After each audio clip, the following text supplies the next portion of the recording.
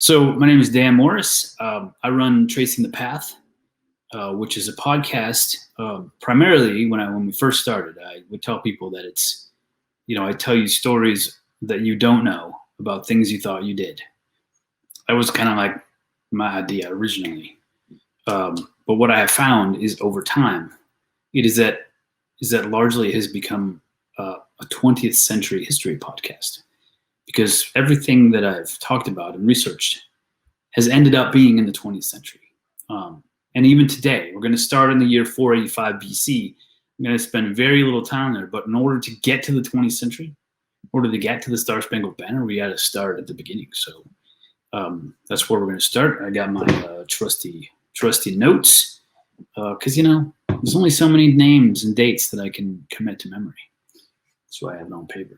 So anyway, today we're going to be talking about the Star-Spangled Banner, which has been in the news quite a bit recently, especially in Texas, where there's now potentially a law that requires the Star-Spangled Banner be played before sporting events. It was going to be outlawed, and then there was a law, so it's got things going on there. And then the George Floyd incident last year has brought up a lot of things, including some of the nefarious past of the Star-Spangled Banner. So when we pick stories for Tracing the Path, I will say for every episode we do, there's probably 10 stories that we go through that somehow don't fit. Like there's something in it that's just not amazing. There has to be something amazing. So this story is 2 acts. It's the beginning of the Star-Spangled Banner, and then for me, Act 2, that was the part that I was like, holy moly, I had no idea this was the case. So stay tuned for that. But anyway, so we're going to start in, like I said, in 485 BC. There was a Greek poet named Anacreon. Anacreon wasn't that famous. He wrote some erotic poems. He wrote some drinking songs. But while he was a poet, he basically was just a dude making poetry and songs. And it wasn't until the Hellenistic period in Europe that he was listed as one of the top Greek poets to study. And then after that, one of his songs was included in the opera Don Giovanni. And in Edgar Allan Poe's poem Romance, he actually talks about Anacreon. I believe in the poem itself. He talks about himself, but he's saying, I'm just like sitting in the attic reading some Anacreon. That's like one of the lines of the poem. But otherwise, he's never really that famous. So then, but he's important. So we'll get to that. So in 1766, there's a guy named Jack Smith, and if you've seen the movie Dead Poets Society, and you remember what the dead poets were, these guys, they would go off campus, they would I think he said they would try to suck the marrow out of life, they would read poetry, they would sing songs. Well, this is Jack Smith back in 1766. He had this idea. He wanted to create a Dead Poets Society where men, no women allowed, but where men would go and they would sing, they would write tales, songwriters would exchange ideas, they would read poetry. And he named this group the Anacreonic Society after the poet, Anacreon. And this particular group, they had a theme song. They needed a theme song. They sung the theme song at the beginning of every meeting. I believe they sung it at the end of each meeting. The meetings got kind of popular. Joseph Haydn was a guest of honor at one of the meetings. The Duchess of Devonshire was invited to one of the meetings. So John Stafford Smith penned this song, which he called To Anacreon in Heaven. And it was like an ode to Anacreon, an ode to poetry, an ode to music, an ode to sucking the marrow out of life.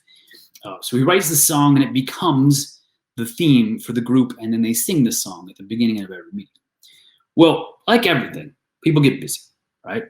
The Anacreonic Society disappears. People stop going over time, and the only thing that survives, for the most part, besides this story, is the song To Anacreon in Heaven.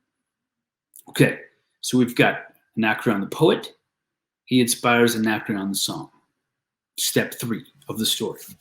Okay, Wait. John Stafford Smith, the guy who wrote the song, he ends up becoming, this isn't that important, but it's interesting, he ends up becoming the first guy to write like a history of English music in Europe. And he's also becomes the largest collection of Bach manuscripts and music. So he ends up being somebody. But other than that, he wrote the song. Okay, so then we jump to America. We cross the pond. We jump to 1779. Now, 1779 just happens to be the year that John Stuart Smith became famous for his collection of Bach music and Bach manuscripts. But it's also the year that Francis Scott Key was born. Right, so now we've gone from 485 BC all the way to 1779. Now, Francis Scott Key is, you know, right? He writes the lyrics to the Star-Spangled Banner. But how does he get there? That's the question. So in 1779, he's born. He goes to St. John's College. He becomes a lawyer. He gets his law degree in Annapolis, and then he goes to work for his Uncle Philip. Now, it's only 1796 that he starts working for his Uncle Philip, and in the next 5 years, he would have to become an amazing lawyer. He'd have to become an excellent lawyer. He'd have to know what he's doing and have the confidence, because Philip was promoted to circuit court judge by President John Adams. And President John Adams, like in the last few days of being president, because he wanted to appoint all the judges before Jefferson became president, he makes Philip a circuit court judge, which means Francis Scott Key has got his own practice. He's only been a lawyer for 5 years, and now this is where he is in life. A year later, he gets married. Mary Taylor Lloyd. Now, for me, this is an important point to understanding when we get to the lyrics of the Star-Spangled Banner, to understanding the time, and maybe understanding some of the consternation around why is this song the national anthem. So Mary Taylor Lloyd grew up in Baltimore on a plantation called the Y House, W-Y-E house. Now, this is a forced labor house, and there are about 1,000 slaves in this 47,000 acre complex while she's growing up. And one of them is famous. Not when he's a slave, but he becomes famous, Frederick Douglass. So basically, you've got Francis Scott Key. He marries Mary Taylor Lloyd, who grew up in a comfortable setting of slavery, right? Totally comfortable. Now, the Frederick Douglass part, while that becomes important later, is just representative of the fact that they had slaves. So when they got married and they got their own place, they got 6 slaves. And they worked on the farm, and they would eventually have 11 children. Well, at the end of Jefferson's first term, his uncle leaves the courtship, comes back to private practice, and then they are part of the Aaron Burr conspiracy trial. So now Francis Scott Key is like getting his toe dipped into a little bit deeper into politics. Now that he's associated with his uncle, who's a big time lawyer. He was a circuit court judge. Now he's handling a presidential case. Well, I wouldn't say presidential, but at that level of cases. Now Francis Scott Key's got his name out there. Moving on. Francis's sister, this is like a corollary to the story. Francis's sister, she got married in 1806 to Roger Taney, who you've probably heard of. He becomes a Supreme Court judge. He's on the court when Marbury versus Madison is decided, when McCulloch versus Maryland is decided, and he's the one that writes the majority opinion in the Dred Scott case, which basically says slavery is okay, right? So this is the environment in which they lived. These are the people. These are the kinds of things. Now that happens, long later, but still, how does Robert Taney get to that decision unless that is where he is steeped? That's where he comes from. That's part of his culture. So, and that's Francis Scott Key's sister, about his wife. So this is the world that he's living in. Now, many believe that the Dred Scott case probably is the reason the Republicans get angry, is the reason that Lincoln becomes president. So we're going to get to that as well. So back in 1809, Thomas Jefferson's term would end. James Madison would become president. The Barbary Wars start. He creates the Navy. Britain has its own conflicts. And one of the things that Britain does is decides, you know what? America's got a lot of people when we need soldiers. So why don't we just take some of theirs, right? Why don't we just conscript some of their people? We'll just make them soldiers in our army because we need people. Well, we didn't really like that idea. As you know, that wasn't our biggest thing. And even though many of the U.S. citizens were loyalists, loyal to the Great Britain, there were quite a few people who were not. And they didn't like this idea that impressment would continue and we'd be fighting Britain's army. So they come over, right? All kinds of conflict, all kinds of problems. And then William Beans is captured by the British. He's a doctor. He's supposed to be friendly. Like everybody likes him. And then Madison says, hey, Francis Scott Key, can you go to the British and see if you can negotiate the release of Beans? Can you do that for us? That would be great. So Francis Scott Key and this guy named Skinner, another attorney, they decide, all right, let's go negotiate the release of Beans. But they have to do it on a ship, a British ship. So they make it to the ship. And at that time, the British are planning this large invasion of Fort McHenry. So while they're sitting there talking about getting Beans released, and then they eventually agree to release Beans, the British also say, but we can't actually let you leave. Like, you've heard our plans, you've heard people talking, you know that we're going to invade, so you pretty much have to stay here until that invasion takes place, once that's totally done, we'll let you go, but until then, you can't ruin the plans for us. So he's stuck on the boat. Now, Fort McHenry is defended by George Armistead. He's like our general. He's not already a general, he's a lieutenant, but still, he's like our guy, ready to defend Fort McHenry. Now, he's been ready for a year now. He's been told there's going to be an invasion. He's going to be ready.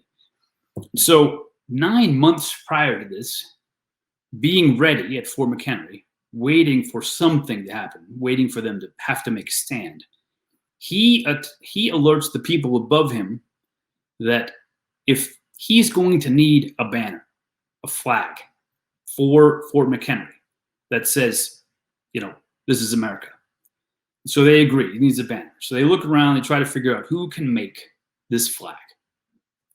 And Commodore Joshua Barney, who's part of the militia, part of the decision-making cadre of people who are going to decide this kind of thing, his sister-in-law makes flags. Her name is Mary Young Pickersgill. Now, Mary Young Pickersgill and her mother have been making flags. They have their own business making flags. This is a female-owned business that is a flag-making business. They are abolitionists. They employ freed blacks, I think that was the term that they used, in their business. They tried to get people back on their feet, so they gave them work.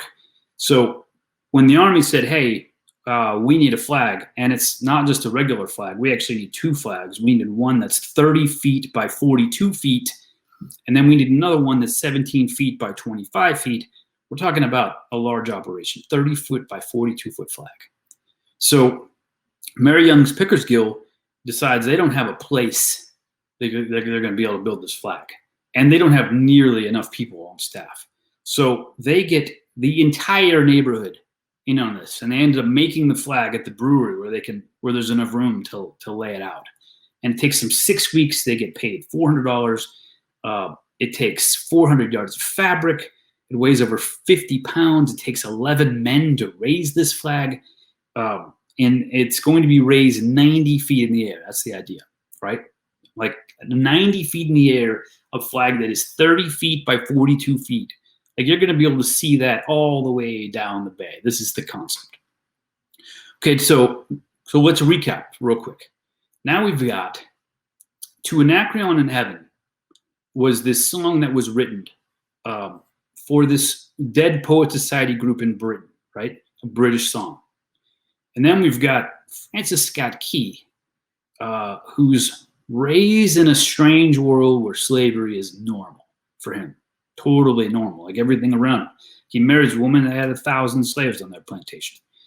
And then you've got a flag that's made by a woman-owned business who employs free blacks in her business to give them, opportunity to give them employment, and they end up making this flag. So you've got the makings of already a pretty much representative of America all in one story. Like a lot of things are going on. So they give the flag to Armistead.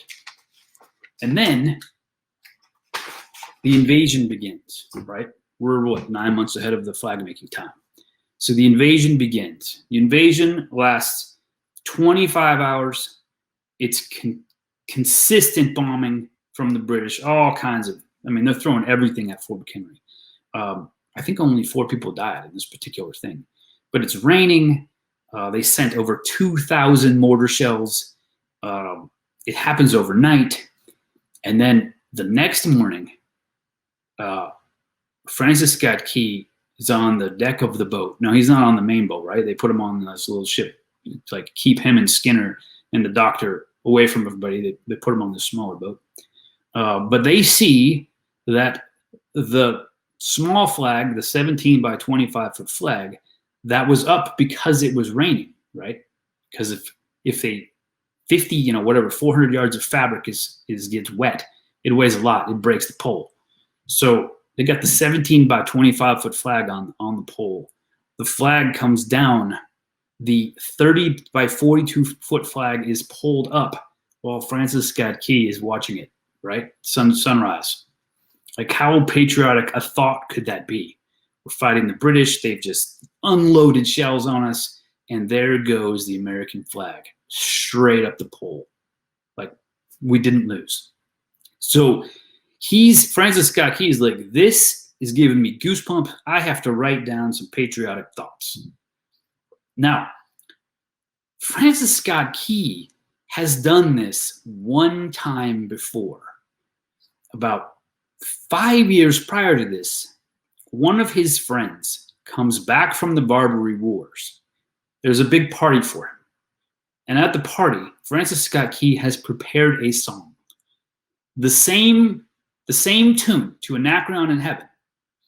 He knows this tune, like he knows the tune. And he's written words to this song to welcome his friend home. So here he is on the ship, and he's got To Knack Around in Heaven, this song, in his head. And he starts to pen words for it, like he knows the beats, he knows the rhythm, he knows like how this should all play out. Like how should the lyrics pull out of this to fit the song? Like he already knows this in his head, what he's going to do with it. So there he is. He writes a poem. And the poem, which is on the next page, he called it In Defense of Fort McHenry. That's the name of the poem. So now you've got Francis Scott Key has written a poem in defense of Fort McHenry. It's very patriotic. It's about an unbelievable event where the British and the Americans were fighting and the Americans win. Like this itself screams national anthem to me. Just the idea that a song was written, even if it came from this guy who has somewhat of a sketchy past at this point. I'm going to tell you, it's going to get worse. But so far to this point, it's a bit sketchy. So his friends, people that have read it, like it, he sends it to the Baltimore Patriot, and it gets published in the American later that week. And then another month later, you've probably heard of Washington Irving. He runs Analytic Magazine in Philadelphia. He prints it. And then Francis Scott Key sends it to a music store owner that he knows. And he says, can you take this poem, can you put it to the music of To a Knack Around in Heaven? Can you make sheet music for me? Can you send me 20 copies? I don't know what it cost him, but he did. So when he gets it back in 11 days or something like that, the poem that he wrote in Defense of Fort McHenry comes back on a sheet of paper, on sheet music, with the song To a Anachron in Heaven, but it's not called In Defense of Fort McHenry anymore. The store owner, the music guy, writes the Star-Spangled Banner across the top. Now that's a lyric in the song itself, you know. So Francis Scott Key doesn't even name the song. It's named by a Baltimore business owner. So now you've got the flag made by a female business owner. The song's named by a Baltimore business owner. It's written by a racist, and then the lyrics are written by a racist, and then the song itself is written by the British. Like I'm telling you, this whole song screams America. Everything about it, all together. It's like kind of a crazy thing. So anyway, the song doesn't really become that popular, but it does go out there. Francis Scott Key, I think he only references it like once or twice throughout the rest of his life, but otherwise the song is out there. Now, he does go on to somewhat of an illustrious law career. He's part of the Petticoat Affair. He prosecuted Richard Lawrence for the attempted assassination of President Jackson. He becomes the attorney to Sam Houston. So he goes on to do other things. Racially, this is where I think it gets better and it gets worse. So racially, he comes to a point where they release their slaves. So he and his wife don't have them anymore. So I'm thinking, all right, that's okay. And then he goes on to talk, whenever he speaks about slavery, he speaks about it almost like a pet owner was. He says, well, I'm not against it, but I think that you should treat your slaves well. Like this was his idea. Like, just don't mistreat them. So, like some sort of humanitarian at this level, But he also is part of this group of people who think, you know what? The slaves would be better off in their own community. So he's part of the group that helps found Liberia. Monrovia is the only foreign city named after an American president, but they find Liberia, and they come up with a program to ship slaves to Liberia to become their own, start their own community, which is also not good. And this is where Frederick Douglass comes back into play. Because now Frederick Douglass, this is many, many years later, he's an adult, he actually speaks out against this vehemently. Like, how can you rip people from their home and just send them to this foreign place to live? So, like I said, it gets better, but it doesn't really get better. That's not better. But we weren't the only people doing that. The British were doing that. They had Sierra Leone, I think. They created Freetown. We created Liberia. Like you're going to go to some free place that we named after the word freedom, Liberia. And they actually created a place called Freetown. Like, we're going to send you to Freetown. It'll be great. So neither of those are great things. But again, all of those are part of American history. And all of that is like stuffed into Star-Spangled Banner. Okay, now, that was Act 1. So that, for me, the story of the Star-Spangled Banner is cool, right? But I'm going to say that wasn't the amazing part. The part where I thought, all right, this story is really cool. The amazing part comes next. So, what was the year? 1890. Okay, when were we back? When we were writing, when did we write that?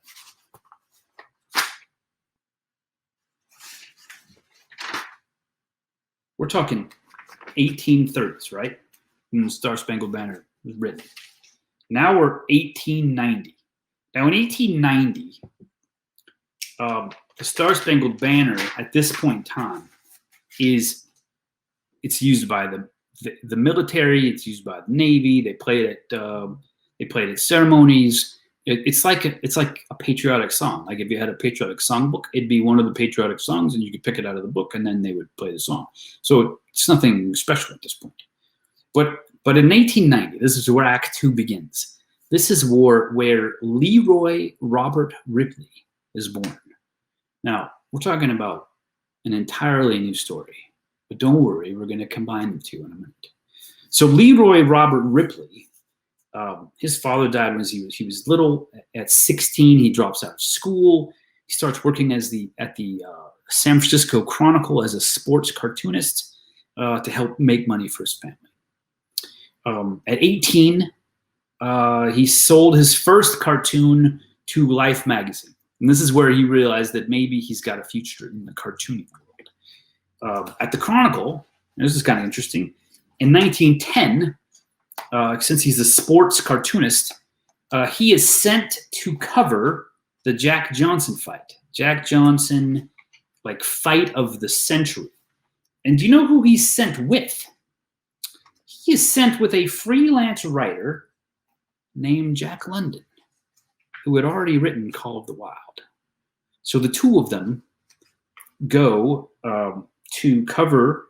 They go to Reno, Nevada to cover the Jack Johnson, Jim Jeffries fight of the century. Now, Jack London's 13 years his senior. Jack London is saying, hey, like, you really got to dream big here. Maybe you need to head out to New York. Maybe you need to think bigger than you are. So this really got him thinking. And he was like, a couple years go by, but that thought in his head was, he's like, all right, I'm going to do it. I'm going to take the plunge. I'm going to go out to New York. And he did, and he got a job for the Globe. And he started this sports feature called Champs and Chumps, where he would, like, write crazy sports records or statistics in comic form, and they would go in the paper. And people liked it a lot, and he did it a few times, but he wanted to do more than sports. So he renamed it. And I think you know what he renamed it to. He renamed it Ripley's Believe It or Not. So Ripley's Believe It or Not becomes a big column, right? All over the place. People are wanting to read it in any paper that it is. And William Randolph Hearst, who at the time ran the King Syndicate, he syndicated cartoons and stuff for papers all over the country. He wanted it. So he agreed to pay Ripley $1,800 a week if he could include it in there. Now, when that happened, it ends up being read by 80 million people. Read it. 360 newspapers. Like, it's a big deal. In next to it, I mean, the King Syndicate also, just to give you some perspective, it's also been where Betty Boop got famous. Flash Gordon, Mickey Mouse, Mother Goose, Popeye, Dennis the Menace, Spider-Man, Beetle Bailey. Like, the King Syndicate is a big deal. So, in 1929, Robert Ripley hears a rumor. A rumor. Is it possible? Could it be possible that the United States does not have a national anthem? So in 1929, he publishes a Ripley's Believe It or Not that says, can you believe the United States doesn't have a national anthem? This is where, for me, Act 2 got pretty cool. Because it is the case. At this point in time, there is no national anthem. And while the Star-Spangled Banner is popular, there are other popular songs. So this particular cartoon fired up the veterans of foreign wars, who created a petition. They got 5 million signatures to make the Star-Spangled Banner the national anthem. But that's not to say that they're the first ones, They're not the first people to try to make the Star-Spangled Banner the national anthem at this point. But they're certainly the next people. My paper's falling apart here. He's certainly the next person. In fact, in 1916, John Linthicum, U.S. Congressman from Maryland, introduced a bill to make it official. At that time, nothing happened, but Woodrow Wilson did say that it needed to be played at military occasions. And he asked the Bureau of Education if they would produce the official version of the Star-Spangled Banner, at which time the Bureau of Education got together 5 musicians to do just that, to create the official version of the national, official, arrangement of the national anthem, of the Star-Spangled Banner. One of these musicians was John Philip Sousa. I know, doesn't this story just get cooler and cooler.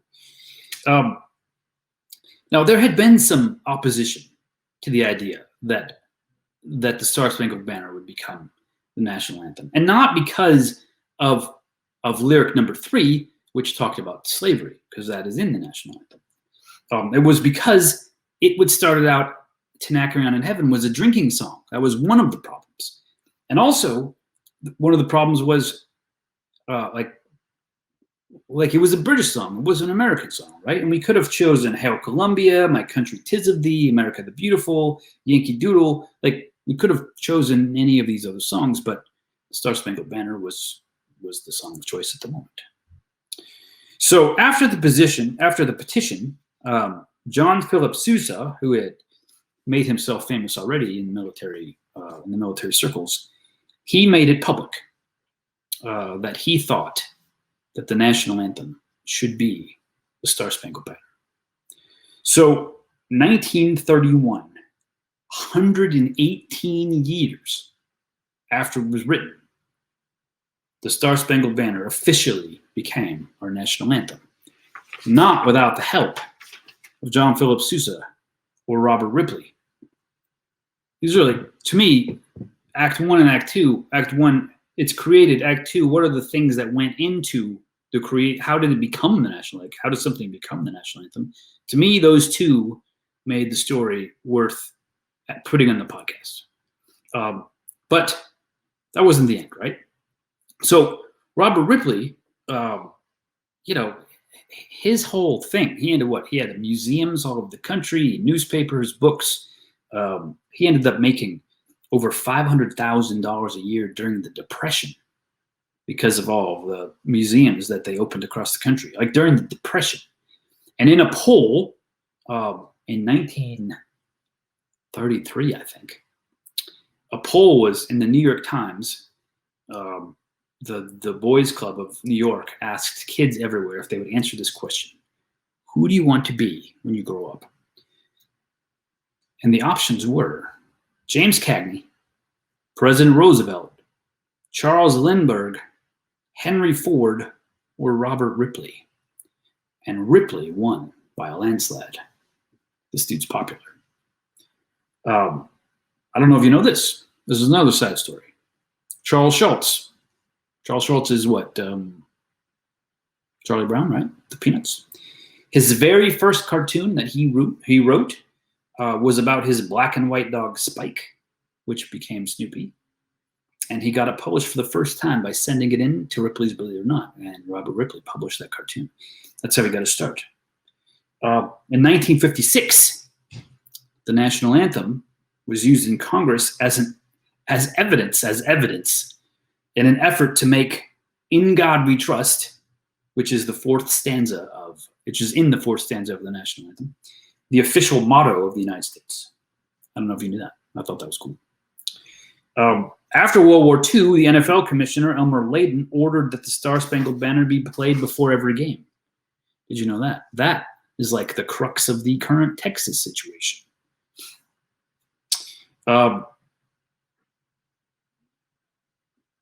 John Stafford Smith, the composer of "To an Akron in Heaven," I got the 5-minute one. He actually passed away in 1836 after choking on a grape. That was interesting. Francis Scott Key had 3 kids, or 11 kids, 3 of which died as children.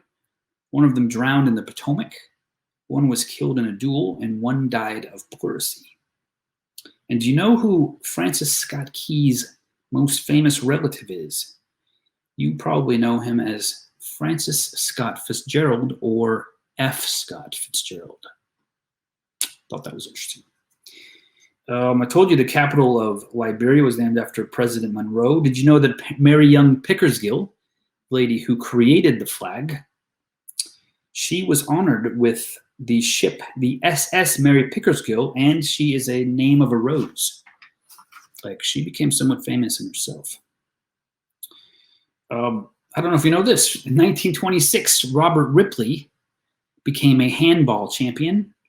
He wrote a guide to handball, and he became the New York State handball champion. I thought that was interesting. And I don't know if you know this. When Robert Ripley in 1940, when he recorded his show from the bottom of the Grand Canyon, he hired an amateur radio operator to help him. That amateur radio operator was none other than Barry Goldwater, soon to be Arizona Senator and 1964 presidential candidate. I thought that was interesting. Like if you love trivia stuff, like this story to me was just like there's so many things, cool things that are involved. And then last year, I'll end with two. All right, two. Last year, June of 2020, during the George Floyd Black Lives Matter protests in San Francisco, the statue of former slave owner Francis Scott Key was toppled. That I do not disagree with. And finally, all right, ready? This is the amazing part. Lester Levi bought a first edition sheet music of the Star-Spangled Banner for $170 in 1940. 2010, Christie's auction house. It sold for $506,500, a world record for a single piece of sheet music. Levi was the son of Baltimore straw-making family. He graduated from Johns Hopkins, and his entire collection ended up being 30,000 pieces of sheet music, which in 1972 he donated to the Milton Eisenhower Library of Congress at Hopkins University, which I thought was interesting too. $506,000 he made selling the single piece of sheet music of the Star-Spangled Banner. So for me, to summarize, for me, the Star-Spangled Banner is the most American piece of music that we have. It was written in Britain. Where did America start? A group of people that came from Europe. It was authored by a lawyer or the song, the lyrics, authored by a lawyer and somewhat of a guy with a shady racist past who owned slaves, which is also part of American history. The flag was made by a woman flag owner who was an abolitionist who used freed black slaves to help make the flag itself. The song was written in a conflict in which we won the conflict. And then it took a popular icon, an icon of popular culture, to actually turn it into a national anthem. To me, all of those things make the Star-Spangled Banner the single best choice for national anthem ever. And perhaps Whitney Houston's version should be the official version. All right, that's it. What questions do we have? No questions? Any good stuff? Bring it on. I can't think of another song that would get some sort of majority approval to overturn the national anthem, the Star-Spangled Banner. I can't think of a single song. In fact, My Country 'Tis of Thee, in our 3 o'clock session, I'm going to mention it. It doesn't, it was written, America the Beautiful was just written by a guy who was trying to match up words with existing music for a children's education book. So like it doesn't have America like embroiled in it. It just has nice words, right? It's easier to sing. This is what some people say. It's hard to sing. Like I don't know why easy to sing needs to be part of our how we choose the national anthem, but I don't know of any other song. For a long time, Born to Run by Bruce Springsteen, people would always suggest maybe that should be our national anthem, but I'm pretty sure it talks about drugs a couple times in it. So I'm not sure, you're going to get everybody on board with that. I don't know of any other song that the entire country would be like, yes, let's choose that at this point in time. Yeah, we're actually talking about the idea of the panel is talking about history of literature. And I'm actually going to be talking about a song that changed our alphabet. Hey, baby, Tracing the Path podcast. Is that backwards? Probably is backwards. Nice. All right. I guess I have to exit myself. I can do that. I've got, or I could stay. See ya.